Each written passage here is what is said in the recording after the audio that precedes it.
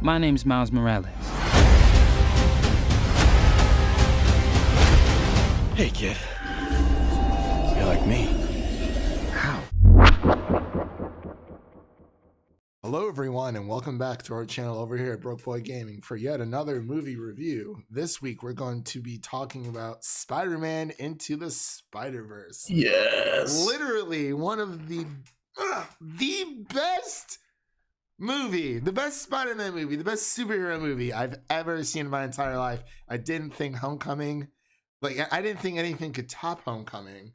And then this came along, and Sony made a great film. It's a miracle. It is a miracle after 5 failed attempts between the original Sam Raimi trilogy and the Mark Webb films. 5 attempts. I don't really count Homecoming just because it was more of a team effort. Well, it was more of Marvel doing all the work and Sony just slapping their, name and brand on it with Sony and Columbia all together. But they did it, Devin. And by the way, I'm here today with Devin. How you doing today, buddy? Doing good. Woo! It has been a long week. Next week is Christmas. We going home, hanging out. Merry Merry Chrysler. Merry Chrysler. Merry Crumpus. It's always weird when people say like Merry Xmas. I mean, I guess it's kind of cool, but it's like Christ. Merry Christmas. Happy Yuletide. Happy Hanukkah. Happy holidays, everyone. But so let's just get right into this because this movie was just phenomenal. So the plot, Miles Morales becomes a Spider-Man of his own reality and cross paths with his counterparts from other dimensions to stop a threat to all reality. So that's just pretty much the plot. How the way we're going to do this is we'll go through a non-spoiler section and then we'll get into the nitty-gritty stuff like we have in our previous videos. But again, I would just like to congratulate Sony Pictures for making such a phenomenal movie. Like, wow. And what's really cool about this, just a little bit backstory about the film for all you listeners out there, it was created by the same team who brought you the Lego movie and the Lego Batman movie. Chris Miller and Phil Lord. Yeah. And not only that, this movie was approved by the Comics Code Authority that was created in 1954. All right, maybe not Chris Miller, but only Phil Lord. But Yeah, yes, half of the Lego movie team. Yeah, but those movies were hysterical. I loved Lego Batman. That was wow. The second Lego movie looks really good too. Yeah, that was the Lego movie 2. The second part? Yeah. Like, oh, thank God that really clears some things up, But yeah, I mean, what were your first impressions, man? Like when you saw this, just overall from the time that when we saw the first trailer up until our eyes have been it's amazing. Yeah, the first trailer, that was like a while ago. That was like probably last Christmas. Like, was it last Christmas? Oh, I think you're right. It was like a long time ago when they first dropped first little teaser. Yeah, when I first saw that, I was kind of like mixed. I was like, it looks kind of weird. I don't know if we need a cartoon Spider-Man movie. But then as things kept going along and people started seeing the movie and all the hype started building, I was like, okay, that's strange. Does Sony make a good movie? Right, Sony and Spider-Man movies. It's like, yeah, it's crazy. Like, honestly, like the more and more they revealed, like trailer wise, like every single trailer they pumped out, I was more on board. At first I was like, oh, like this is really cool. It was like a really super quick trailer originally. And then, within I think by like the third trailer that they had, like, I was just like, well, I have to go see this movie. Like, this just looks great. It's Miles Morales is a fairly new addition to the Spider-Verse overall. I think he was created, I want to say like 2011, 12 originally. So like his character in general, his character arc is not that old overall, but it's just I don't know this. I feel like this movie was very successful because it didn't try to involve itself or relate itself to the MCU, unlike how Venom did. It's clearly Miles Morales original story, a very origin story, but it didn't say, oh, like Venom comes out, we're like, oh, we would really like this to be a part of the MCU. Like this is its own story, it's its own separate universe.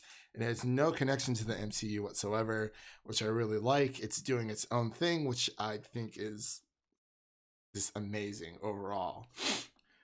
Yeah, I wasn't really. I think the first time we got excited for this movie was after the Venom credits. They had a trailer for this movie. Yeah, the post credit scene that I missed because I was just so mad that Venom was terrible. Yeah. But yeah, that's the first time I got really excited, and then I was just like, all right, 2 more months, and we can see this. Right. I was confused because I'm like, hey, man, I'm like, I'm saying after the credits, and they had the whole, it's gonna be carnage kind of thing with, Harrison? Yeah. And you're like, no, the other post-credit scene. I'm like, what other post-credit scene? Yeah, it was like that train sequence when he's just dragging Peter Parker on the ground. Oh yeah, when he when everyone thinks that he's carrying around a dead guy. Yeah. That was great. But yeah, it was just I really like how this movie it gives Miles his own time to shine, his own time in the spotlight, and not just Peter kind of taking a back seat, but not as to the point where it's like Creed or Creed 2 with Rocky, how he's like really taking a back seat, but it still involves Peter overall. And I just like how they dive more into like the Spider-Verse like they do in the comics.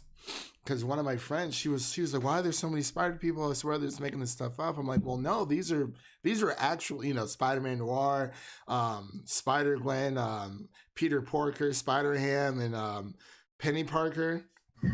The Japanese is like this spy slash. It's really weird how they spell her name. I told her I was telling one of my friends like these are these are real characters like in the comics. They just took them from the comics and put them on the big screen.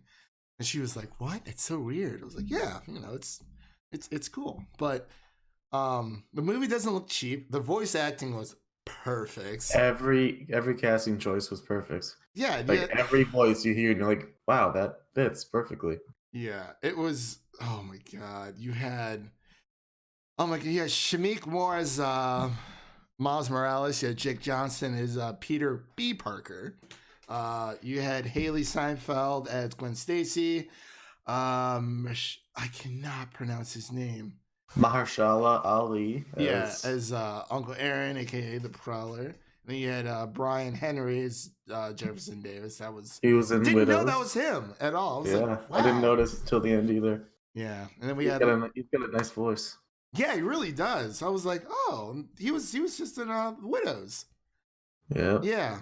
And he had Lily Tomlin as Aunt May, then Luna Velez as Rhea Morales, Miles' mother, and Zoe Kravitz as Mary Jane, and John Mulaney as Spider-Man. That was amazing.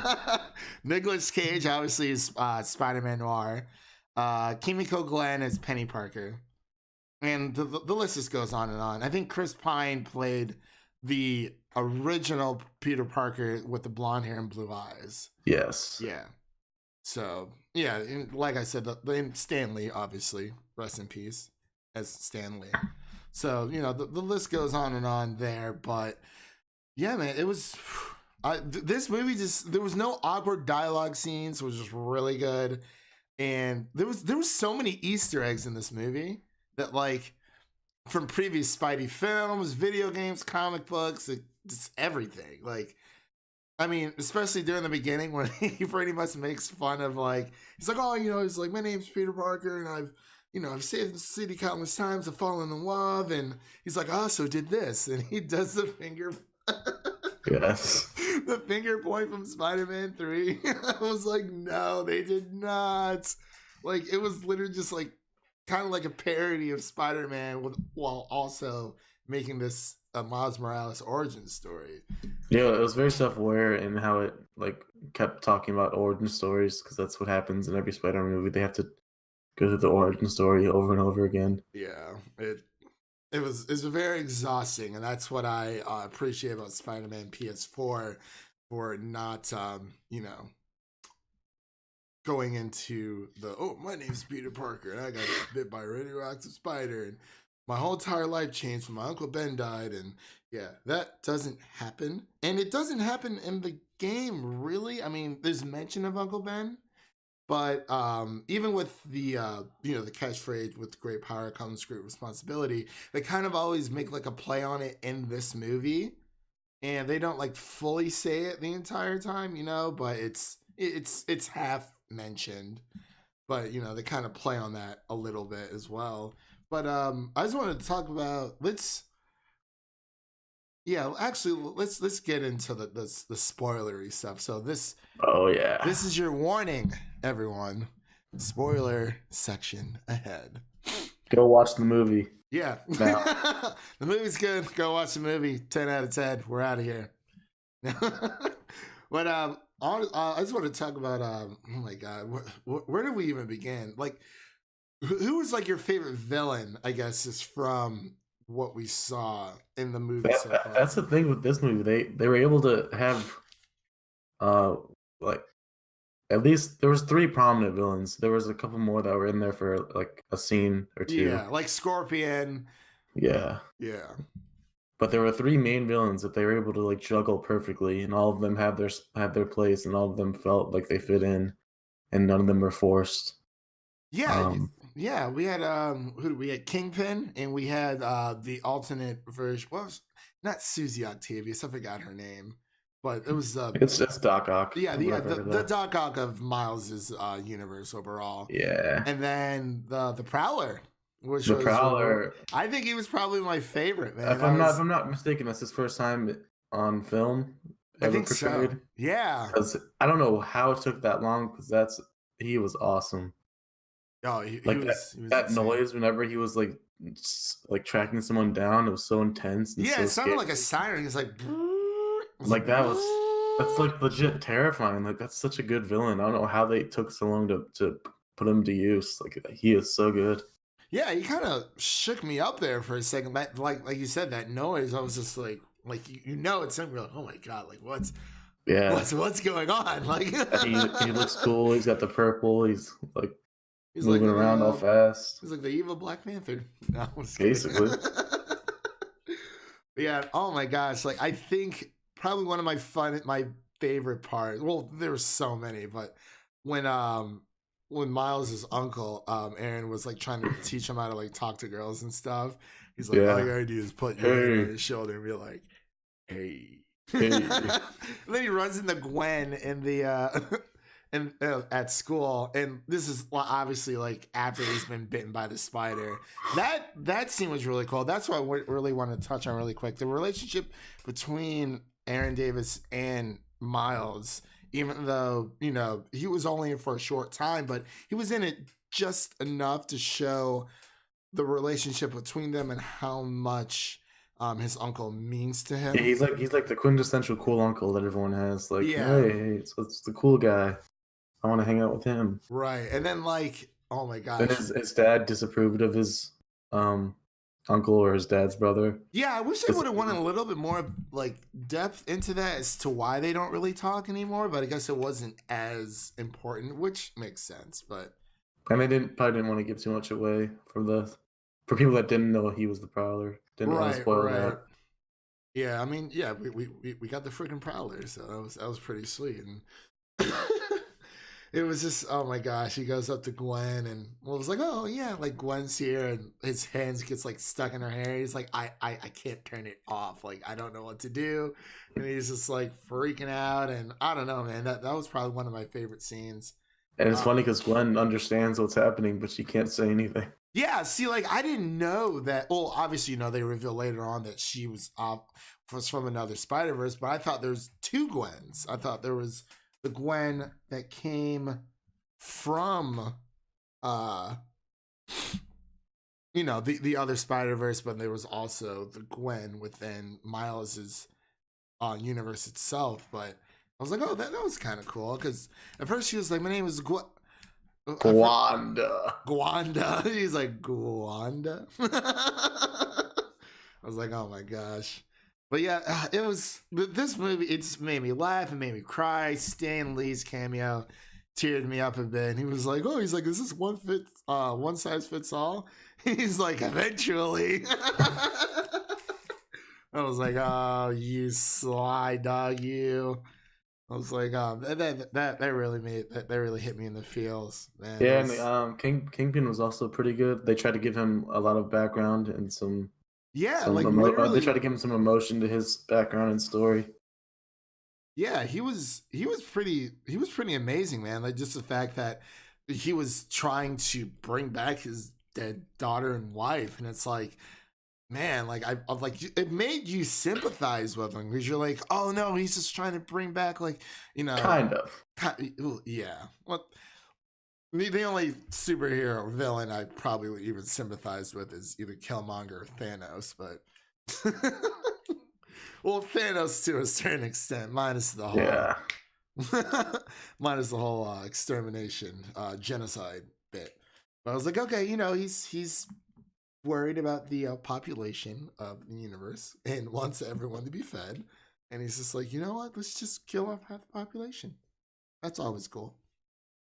But yeah, it was. Oh my gosh, it was. Yeah, that's probably 2 top 5 Spider-Man villains in movies so far. I'd say Kingpin and Prowler. They were both awesome.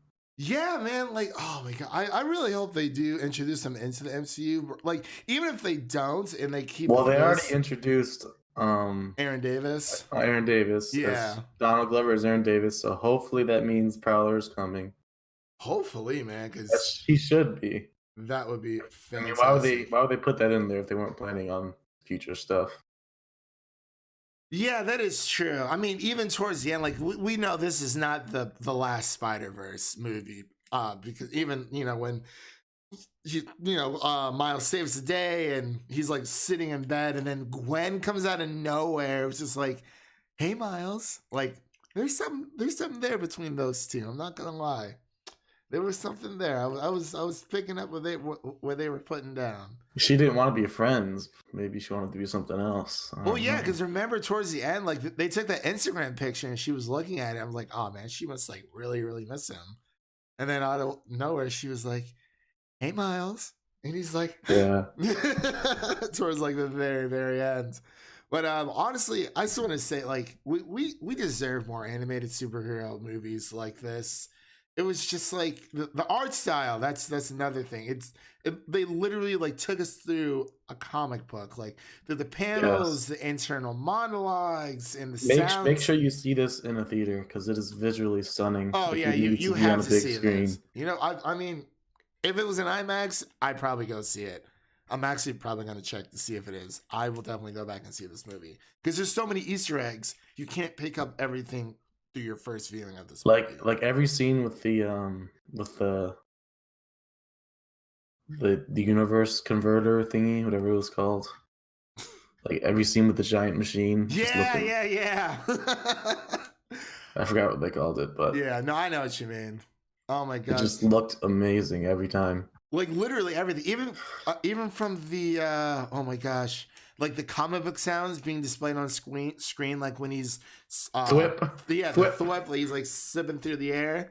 Like that was really, it was just a nice touch. And even with like when Miles first got bitten and he didn't know what was going on, and like all the internal monologue with like everything popping up on the screen, it was so captivating. Like I felt so immersed. It just worked so well. It was wow.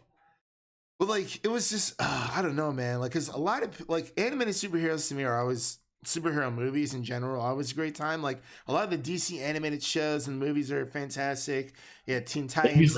They usually just don't end up having a big enough budget, but this one had the budget, and that's why it ended up. Oh, absolutely. Just excelling and having all this hype. Yeah, man. It's just I don't know, like, because I mean, just the whole animation thing. People are like, oh, this is for kids. It's like, well, just because it's animated doesn't necessarily mean it's for kids. overall. Like Brad Bird, the director of The Incredibles 2, he made a comment a while back when Incredibles 2 was in theaters, saying how it wasn't a kids movie. And he was just saying it's literally it's an action adventure film that just happens to be animated.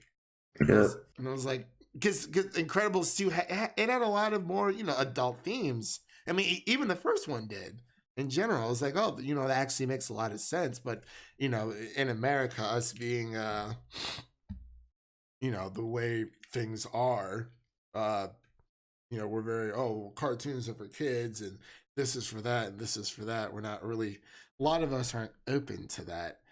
But because he even said, what was it? Oh my gosh, with Brad Bird, he even said that, because I guess obviously Incredibles is it's labeled as like family, like kids family like section on iTunes.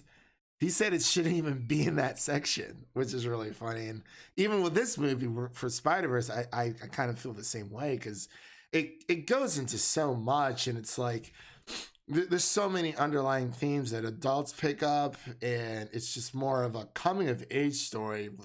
When even Miles couldn't even control his powers at first, because the invisibility and the venom spit that he has, those are the other two powers that pretty much separates him from Peter, but he has all of Peter's powers as well.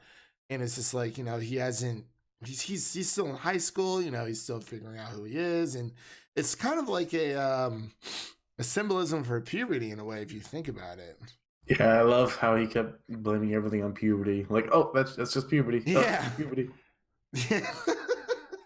Yeah, it was, oh my God. This And most of the jokes worked. Like, I can't say the same for other movies that we saw this weekend, but for this movie, the jokes were landing. Man. Ah. Oh God. But yeah, even when they're infiltrating to steal the laptop from Doc Ock and Kingpin, Yeah. Miles is carrying around the monitor and Yeah, the he's computer. like, you don't need the monitor, buddy. Yeah. And then as soon as he's like, I gotta give myself a bagel. As soon as they're spotted, Miles like disappears like that. He was like, what? It took a bagel. He took a bagel. Or when they first infiltrate and Miles is like stuck on the ceiling and he's like, I can't get unstuck. Peter's like, what do you do to relax? And I forgot what song it was. It's called Sunflower. Sunflower? Like, I didn't even like this song before this movie, but that movie made me like this song. Yeah, man. The soundtrack in general was it was great. Yeah, the soundtrack was really good. Phenomenal. Honestly, we can go days and days about this, but really quick, I wanted to ask you, do you think there was like underlying like theme or moral to this story that you think any of the viewers out there could learn from this, whether it be, for adults or for kids? I really like the storyline between his father and Miles, how his father saw so much potential in him, and it seems like he's being too hard or too rough, but that's just him trying to get the most out of his son, and it just seems like a really cool dynamic. Yeah, I know. Yeah, absolutely. Even with the understanding when all the other Spider-Man, or I can't even figure out what to call them, but the Spider-Verse crew in general, when they were when they were sympathizing with Miles, because when it came to, Gwen was saying, she couldn't save her best friend, Peter Parker. In her universe, it's her who obviously gets bitten by the spider instead of Peter.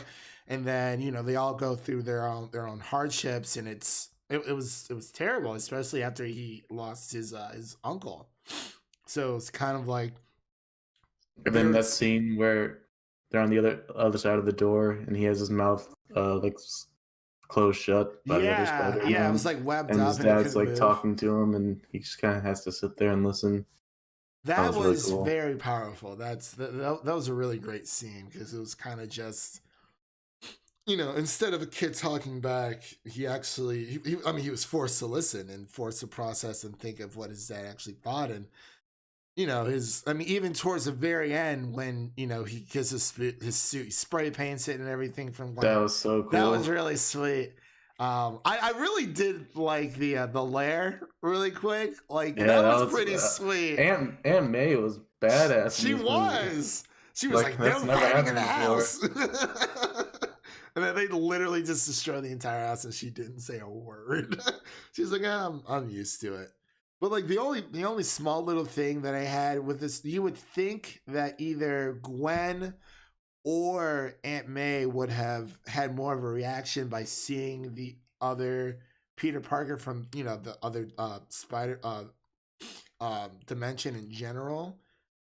But I mean, I guess they already knew that wasn't. I mean, obviously they knew that wasn't their Peter, but I feel like they should have had a little bit more of like a emotional, especially Gwen. But that's such a small gripe. Yeah, I think they made him look different enough. Yeah. Oh, yeah. Absolutely. Yeah, because the other Peter Parker was blonde. I was like, whoa. And they gave him that gut that they kept talking about. Oh my god, the gut was great. But I did like how the you know, even though they didn't react to like Peter reacted to Mary Jane, even though it wasn't his Mary Jane. Yeah. So I thought that was great, and even towards the end where Peter, like he said, you know, he's like, I'll stay back and, you know, do you know, save the world, and he's like, I'll be the one not to go back to my dimension. And he was just so afraid of trying again with Mary Jane. And towards the end of the movie, he's like, hey, he's like, what if I mess up? And I was just like, you just gotta take that leap of faith, which is what Peter told me. It was a great fucking movie, man. Oh my god, full circle. And, it was like, it's a circle of life. I love it. But what would you give this rating? Let's end this here really quick. So we got to talk about this other movie. I think I have to give it a 10. I don't see what flaws you could get from this movie. Yeah, I would give it an 11 if I could. Yeah, yeah. Yeah, definitely 10 out of 10. Definitely a top 5 superhero / comic book movie for me out of any genre. So remember, Sony, don't fuck this up in the sequel. I swear to God, it's gonna be terrible. But yeah, for me, I mean, definitely, I mean, you know, if you had a Blu-ray, Devin, would you buy this movie? Yes. Well, there you have it, there, folks. Same here. As soon as it comes out, yes. If there's a 4K version, yes, absolutely. But I definitely got to go see this movie again. If it's an IMAX, I'm in trouble. Yeah, I might have to drag my dad and make him go see it because I told him about it. He was like, "Oh, it's a cartoon. It's for kids." You want to go when we get home during Christmas break? Might have to. Hell yeah, dude! I'm always down to show your dad what a real movie looks like. Yeah. All right, well, you heard it there, folks. That's our take on Spider-Man Into the Spider-Verse. Just go see this movie. It hits on so many levels. If you like our video, don't forget to like and subscribe, and we will see you guys in the next one. Also, really quick, let us know what you thought of the movie overall. Did you like it? Did you hate it? Are you planning on seeing it this weekend? And I think that does it. We'll see you guys later. Bye. I love you, Miles. Yeah, I know that. You gotta say I love you back. Dad, are you serious? I want to hear it. You want to hear me say I love it? you, Dad. You're dropping me off out of school? I love you, Dad. Look at this place. Dad, I love you. Dad, I love you. That's a copy.